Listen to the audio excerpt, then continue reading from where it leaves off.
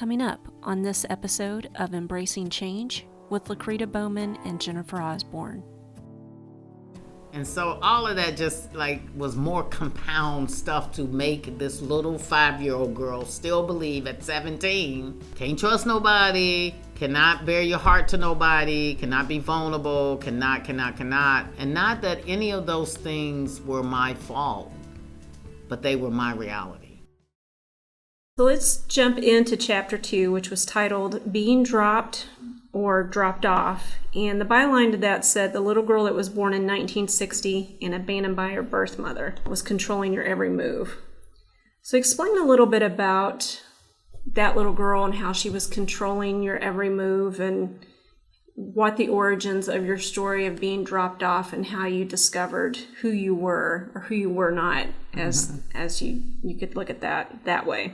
Just talk a little bit about that. Well, I think that being dropped or being dropped off is they're kind of like a dichotomy kind of word. You know, it's like when I was 5, I kind of realized that I wasn't who I thought I was. I was living with a mother. Her name was Mary Helen and Wilms, and my name was different than hers. My last name was Turner. Her last name was Wilms. And we were in the kindergarten, getting ready to go to first grade. And back then you did cursive writing. You learned how, that was an exercise that you learned how to cursive write. Of course, today that's not so much. And so I was writing, we were all writing our parents' name and our names and on the big line paper. And, I noticed that the young girl next to me had the same name, or her mother, her father, herself had the same last name. And I noticed that my name was different than my mom's. And so I asked the teacher, why is my name different than my mom's? And she said, that's not a conversation I need to have with you. That's something you need to go and ask your mom. I'm not sure what that is. It can be many reasons, but you need to ask your mom. So, of course, inquisitive. And I think now when I look back at my life, another aha moment I'm having right now, just talking about it, because I'm now almost 60. I'm such a concrete thinker, black and white, absolute, pretty much know.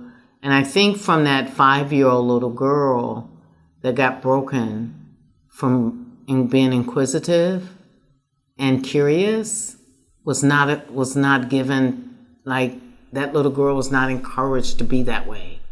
And so when I got home, that little girl asked her mom, Mom, why is my name different? And my mother, which is my foster mom, said, why does it matter? Why, leave it alone. It don't matter. You are my daughter. It don't matter why your name is different than mine. And I'm like, well, everybody at school's name, and it probably wasn't the same, everybody, but for me in that moment, everybody, because the little girl next to me, all her parents' name was the same. And I want to know why my name is not like yours. And she's like, oh, it just don't matter. It just don't matter. And, as time went on, I did not let it go. I pursued it because that's the kind of person I am. I'm relentless, and I continue to pursue it until one day, out of frustration, I believe, and anger, and just being the kind of person she was, she just said, you keep on asking me the same old thing. Well, if you just got to know, it's not because I'm your real mother. And I was like, what does that mean? You're not my real mother. And she said, I didn't give birth to you. Your mother and I was friends, and she dropped you off and for me to babysit one day, and she never did come back and get you. And I said, what does that mean? And the best she could, she explained it as, your mom and I worked at a dry cleaners. Her name was Evelyn. We were good friends. She asked me to babysit you, and you were with me, and you have not left me since. And I was like, well, how old was I? And she said, oh, you probably was about 18 months old. And I said, I'm 5. So where is she? And she was like, I don't know. And she tried to explain to me that before we were in Hamilton by this time, and she was trying to explain that we came from Louisville, Kentucky, and by this time that she had went to talk to Evelyn, and Evelyn couldn't be found, and she left her information with Evelyn's mom. that she was leaving for Ohio, and if Evelyn wanted to come and get me or make arrangements, that she could call her and that she would make sure that she got me back.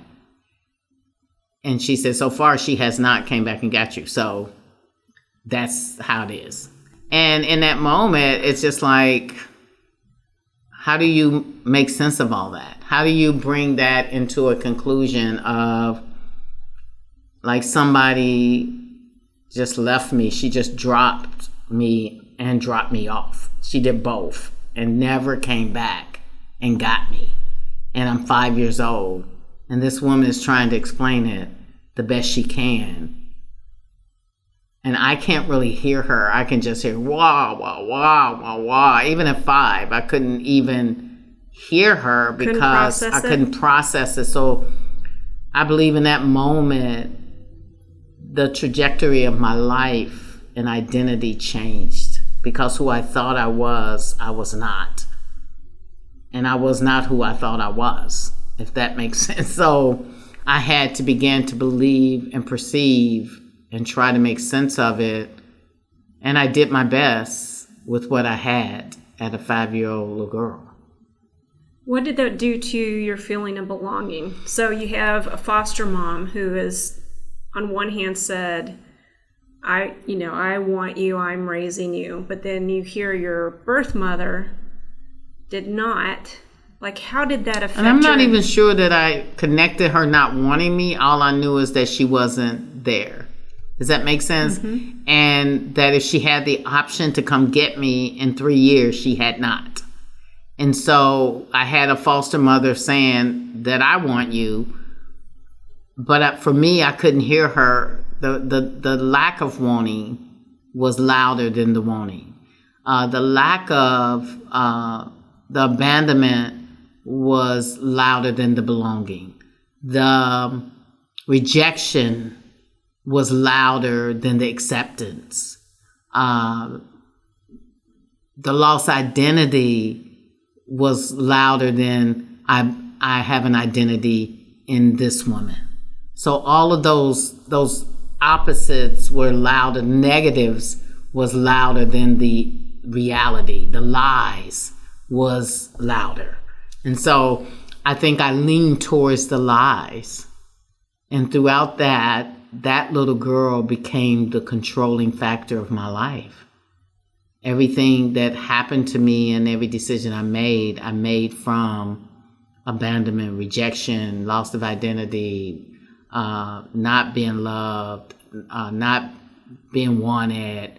I need to protect myself from everybody because everybody's no good and nobody's truthful. So that inquisitive little girl that came home a month or two before got broken. And so now this concrete little girl, this absolute little girl, this is how it's going to be little girl. She was formed. And so she would judge the world from that place and people from that place. They couldn't be trusted. It wasn't trustworthy. I'm going to get you before you get me. And of course, we went through life, in that moment. I went through my foster mother's, boyfriend abusing me. And again, I feel like my foster mother could have defended me and protected me, but she chose him over me because, again, children were seen and not heard. Children don't talk. Grown-ups were the truth tellers and children were the children. And so when Mr. Sam would sexually abuse me when my mom would go to work, and I finally had the courage to tell on him, he had already told me that she wouldn't believe me.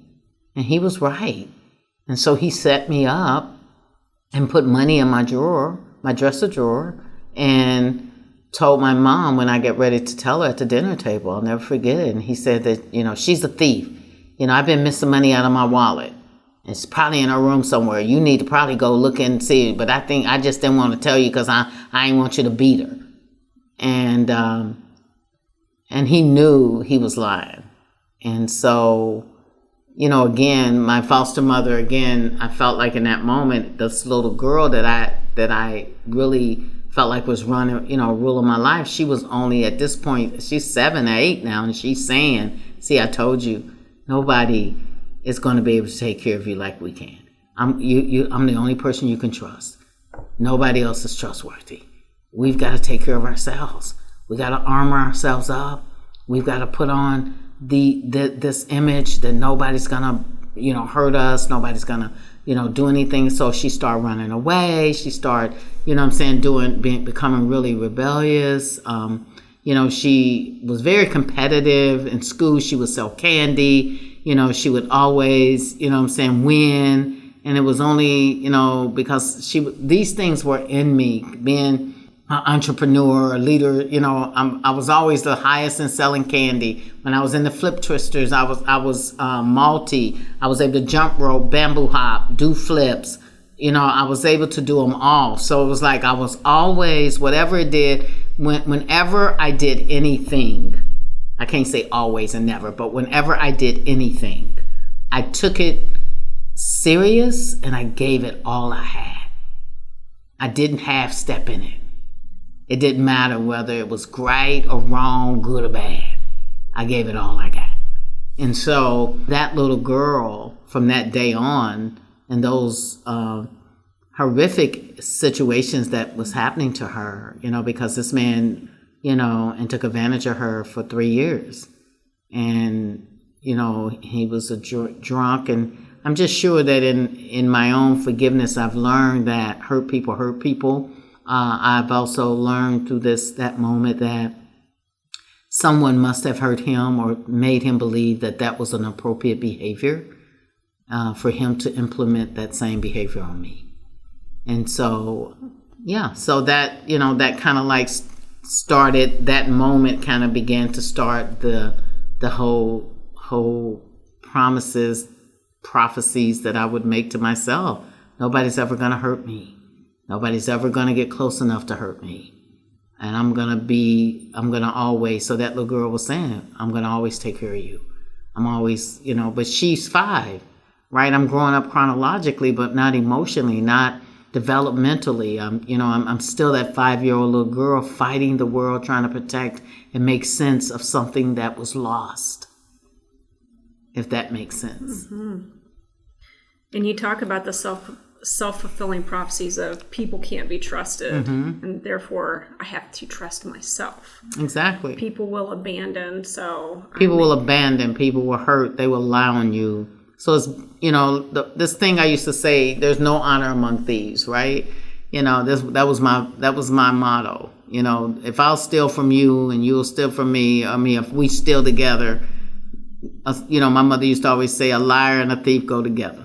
So, my thought was, my mantra was that, you can't trust people. You just, you do what you got to do to survive.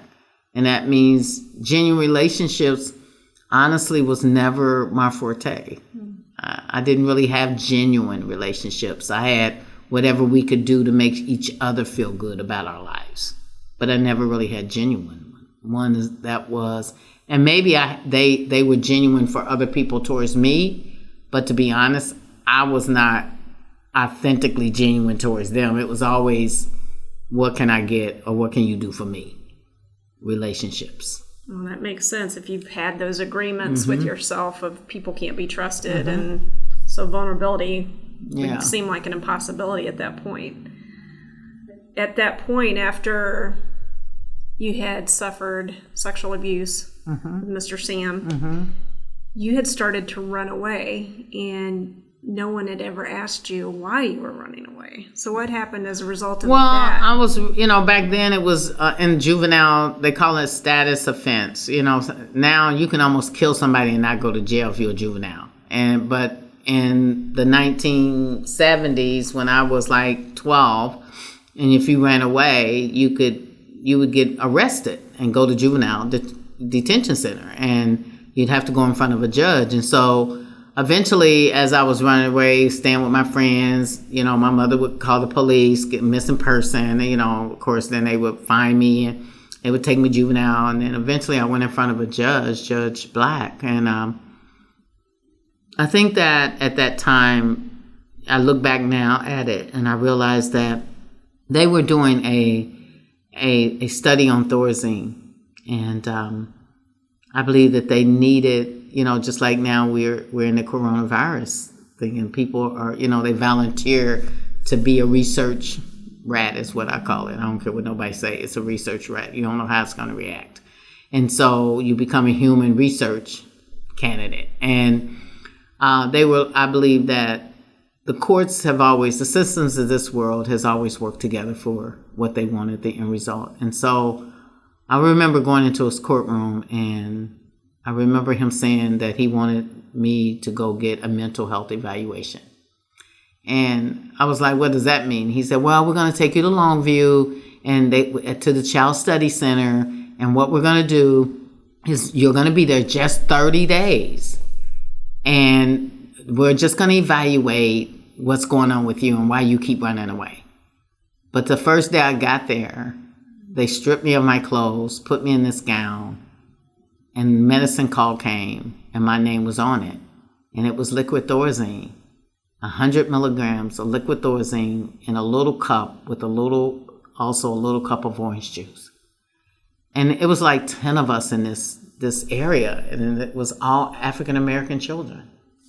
And I now know through that experience, I ended up staying there almost 2.5 years, but I know that through that experience, they also they did these shock treatments. They would put this thing in our mouths, and then they would put these prongs on our head, like on our foreheads.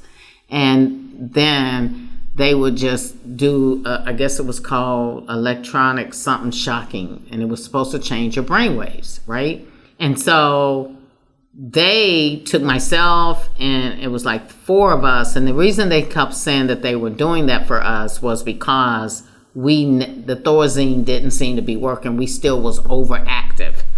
And so, but we had no control. So again, there was a point in my life, at that point I was 12. I feel like, so I had 5, and then from 7 to 9, and then from 9 to 12, I was running away. So from 12 to 14 and a half, my mother still didn't come and rescue me. She didn't stand up for me. She said she wanted me that day that I belonged to her, but someone that belongs to you, don't you rescue them? Don't you nurture them? Don't you show them? Don't you come and protect them? So somewhere again, that little girl said, through all that shock treatment, through the Thorazine, she was so strong, and she kept saying, see, you can't depend on nobody. And I just feel like that she helped me survive, though. She helped me survive those moments when it was unbearable, when I would be in that room and that light would be on me, and they would have us in straitjackets so we couldn't move. And I just will remember how I used to think in my head, oh my God, they're going to kill us. They're going to kill us. And eventually, after I had about 6 or 7 of those treatments, they stopped giving them to us, but we still had the Thorazine. But I don't know how it happened, but I have a friend now that she's been in our program several times, and we were in that program together. She's never been right. She's never come back from that. She's never come back. Never. Whatever. She was fine when we were there. But the next time I ran into her years later, mentally, that Longview experience stayed a stigma of her life. And she's a schizophrenia disorder right now, and I see her on the streets every now and then, and I'll give her money, and I won't mention her name, but it's just amazing how we both had some of the same experiences. And yet some kind of way, I do believe that little girl's mind, that strong mindset, that resilience, was able to survive through those electronic shock, through the Thorazine. And so I got sick when I was about 14, really bad, and they took me to Old General here in Cincinnati. And they thought I was going to die because I ended up with pneumonia. And they couldn't treat me, though, because they needed consent in order to treat me with certain medications. And so the social worker that was there noticed that I was coming from Longview, and they noticed through my blood how much kind of medication I had in my system. And they said, first of all, we're going to probably need to detox her from this medication in order to really get a good reading on what's going on. But we can't even do nothing until we get someone to sign guardianship. Who has guardianship of her? And that is how I got out of Longview. It's because they then had to contact the judge or the courts. The courts realized that they had forgotten me again, rejected, abandoned, left. And they contacted my mom. And my mom came to the hospital and she signed the paper so I could get the treatment. But I never did go back to Longview. Right after I got well, I stayed in the hospital a couple of weeks. And right after I got well, I went home with her. And at that point, I went to the hospital weighing maybe 80 pounds. And in 2.5 years, I was weighing about 192. Wow.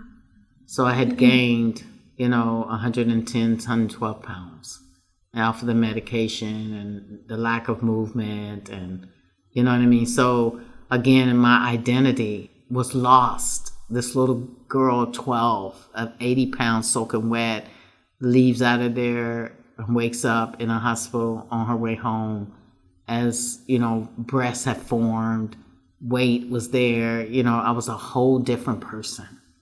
And again, who was I? So another identity crisis, another body image, lack of or understanding who I was. I can almost imagine it was like being in a haze for 3 years with that whole experience. Yeah, but I remember it like it was yesterday. Yeah. The trauma parts of it for sure. Yeah. And I know that the sickness was the main way that your foster mother was able to find you, because she really got lost. I got lost in the system with her. They wouldn't answer any of her questions. She did pursue. I found out later she did pursue to look for me, but they just wouldn't, because they kept saying that they were going to let me come home for weekends, which they didn't. So she just kind of, and I will say this, out of her lack of education, understanding the systems, she just didn't know what to do. So when she would go up to the courts to try to get information, because she wasn't my biological mom and she really didn't have legal paperwork on me, that was another hindrance. That was another barrier, because she didn't adopt me and she didn't really foster me like people are fostered now through foster care. And tracked really well. She just took a friend's child and raised her as her own. So that made it very difficult. I mean, I know that now, but I didn't know that then, because I'm a little girl wondering why no one's coming to rescue her. Well, going into chapter 3 is a nice segue, because that was the chapter where you talk about you were released out of the mental hospital, and you had changed, not just physically, but even just mentally, and how you had the pronouncements of your life. No one's going to be able to hurt me. I can't trust anyone.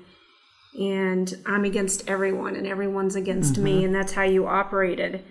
And you talked about rebelling against authority and being preoccupied with money and without lack of, we grew up in poverty. So my mother was a single mother who worked, and bought the minimum. She believed in tithing to church. She believed in, goodwill and, secondhand. And so, I did. I got out of there, and I think I'm 14, almost 15 years old. I see my friends going to school. My body image has changed. I'm bigger than I used to be. So I'm overcompensating, right? I don't trust authority. So by this time, I'm in a place where who gives a good care?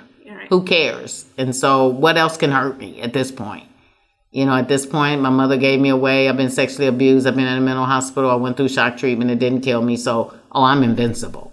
So I had an invincibility image of myself, that I could do anything I want whenever I wanted to. And I didn't care I didn't care about nobody. I didn't care what people said. I didn't care what you thought of me. And so I began to steal a lot. You know what I mean? And obsession with money. I wanted to have more than I had. I wanted an image. I wanted people to believe I was tough and bad. And, and perhaps I was already without having to put that image on. But I definitely needed to let people know I wasn't to be played with, and nobody was going to take advantage of me no more. And nobody was going to override me. I was going to defend myself. And if I had to cut you through a sword with my tongue, whatever I had to do, my head, my body language, just everything was going to be what it was going to be. And I was going to win and you was going to lose. And so throughout that process, it just kind of, whether it was relationships or, you know, it's what can I get again? What's gonna benefit me? And I just kind of rebelled against my mom at that point. I really didn't, you know, she had no say. You hadn't raised me at this point. You know, you whooped me. She used to beat me with extension cords, you know, all that kind of stuff. So my sister even now says that she vowed that she'd never whoop her children because she's watched me get so many whippings that she didn't understand why I wasn't why wasn't you cooperating? And I think the more whoopings I got, the more rebellious I became, that nobody was going to break me. You know, that nobody was going to make me bend. That I was going to stand up even when you told me to sit down. And I was going to be talking when you told me to shut up. And whether you heard me or not, or whether you saw me or not, I was going to. And that was just my stance on life. How much did anger play a part in that? You know what? I'm learning that anger is a secondary emotion. I think pain played the biggest part. Yeah. And so it may have came out in anger. And I don't know if I was angry as much as I was just, maybe I was and didn't identify it as anger. But I was more, if I had to really say an emotion that I was feeling, I would say defiant. You know what I mean? And if that's an emotion, it's that's a behavior. It's I don't even think I knew how to feel anger. I just think I felt defensive. And maybe that is a part of anger. So maybe it played a big part. But I just knew that in my heart, you know what? The hell with you. The hell with everybody. And the hell with myself. If you get back, if you really look at it. Because at that point, I didn't even care. I can't care about you because I don't care about me. Because nobody taught me how to care about me. And nobody showed me what caring about me looked like. Yeah. And so from there, you know, I went from coming home from not there to next thing I know, I'm in and out of girls' schools. You know, I'm in Saddle Village, BYC, Buckeye Youth Center. I'm in, you know, because I'm still in running away, doing all kind of crazy. I'm in Riverview School for Girls. And by this time, I'm 16 years old, and I done been to 3 institutions. You know what I mean? So my incarceration starts. And I don't really care because I'm going to still get out and do what I want to do.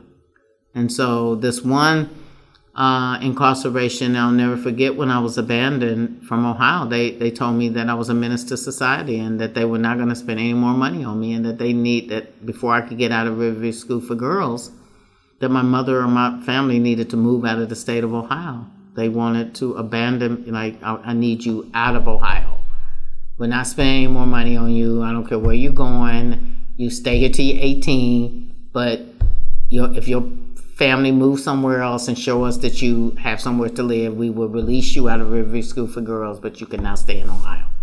And that's when the move was to Kentucky? And that's how I moved to Lexington, Kentucky at almost 17 years old. And then, of course, a whole nother life started.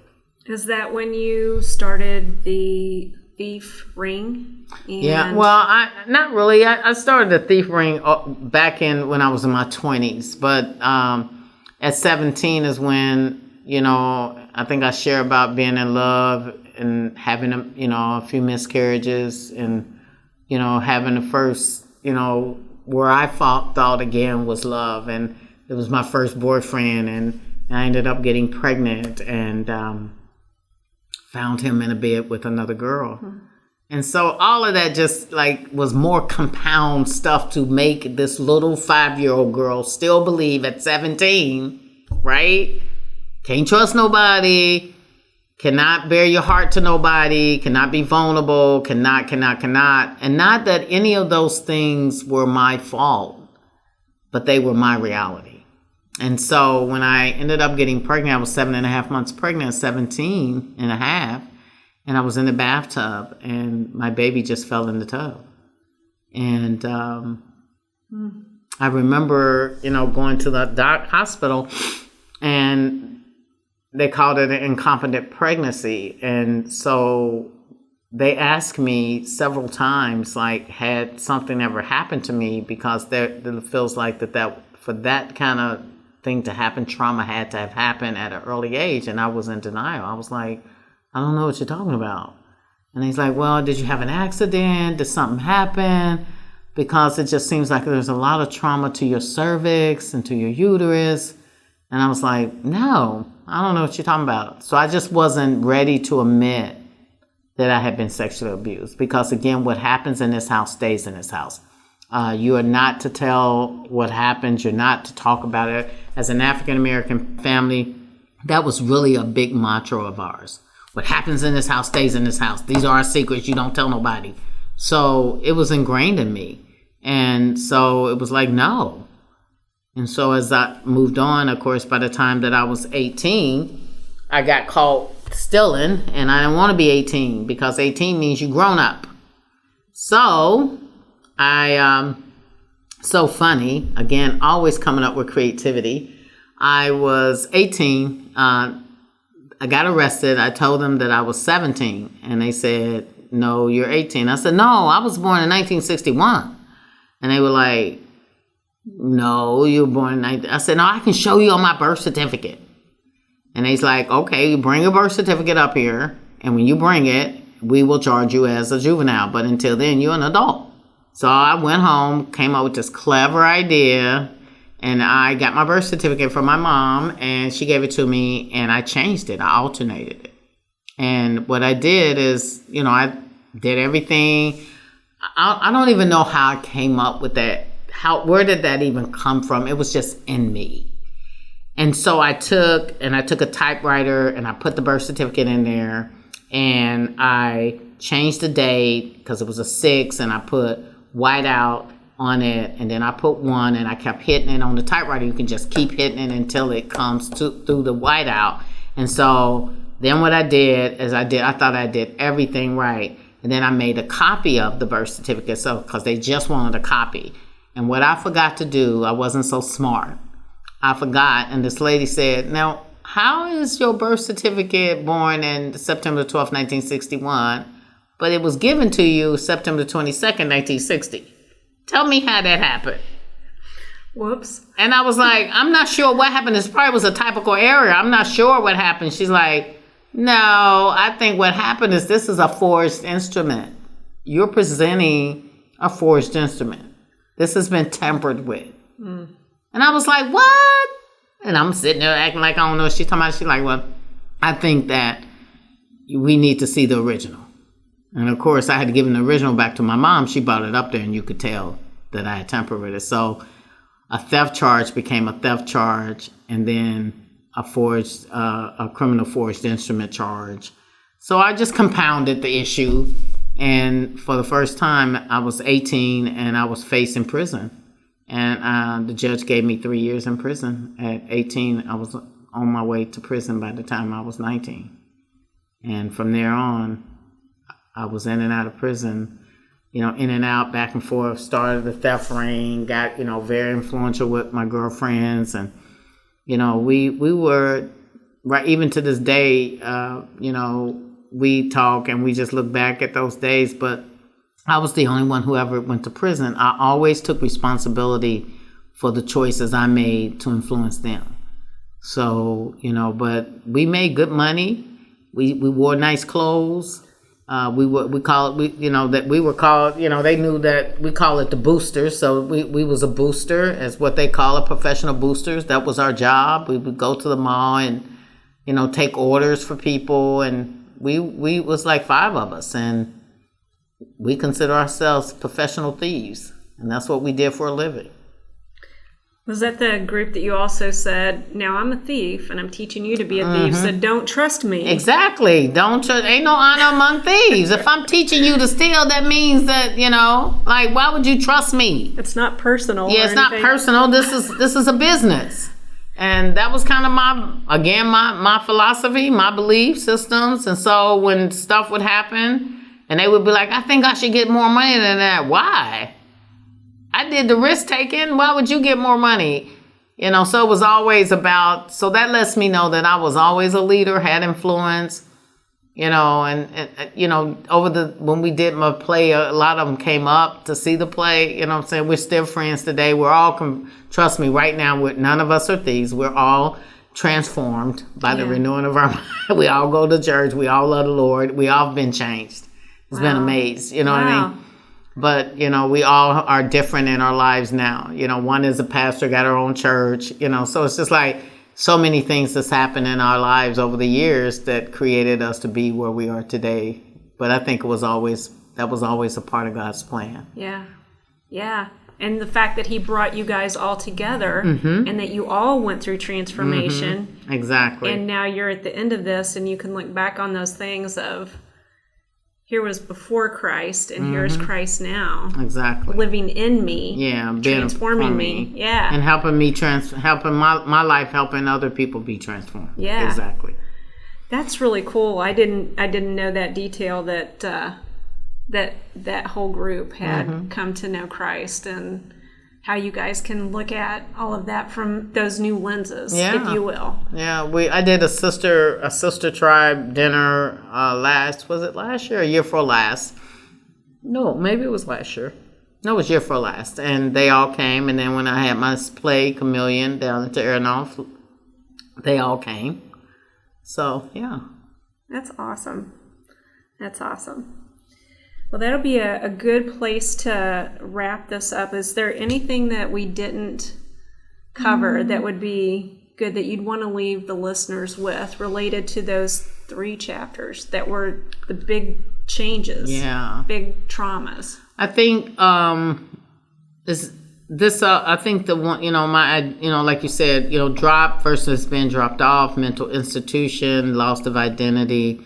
I think they all were connected, and I would say to the audience that little girl had, as you'll hear, the other chapters of my book had to be tapped into so she could not run my life. And I am still learning after, I've been in this process now in almost 3 decades since I left my last prison sentence. But growing her up not chronologically, but emotionally, developmentally, spiritually, and not killing her, but embracing her and thanking her for helping us get to this moment and realizing that you're going to always be a part of me. And I appreciate you. And I appreciate what you've done for me, but you cannot take us to the next level. Somebody else has got to be in the driver's seat, and it can't be pain, and it can't be childishness. It's got to be a grown-up. So you can either go on the ride with me, or you can be left where you are. I hope you'll go on the ride with me. So always try to embrace that child, because that child needs to be nurtured and loved, and that is how I believe we get over trauma, as we go back to those places and let that child be loved in the proper way. And accepted and seen with right identity. Yeah. Help them mature the right way. Exactly. The safe way. The safe way. Yeah. Yeah. That's awesome. Well, thank you. You're welcome. Thank you. All right. Till next time. You've been listening to the Embracing Change podcast. Music production and mastering by Gone Coastal Productions. Podcast editing and production by Jennifer Osborn. Podcast copyright 2020 by Lucretia Bowman.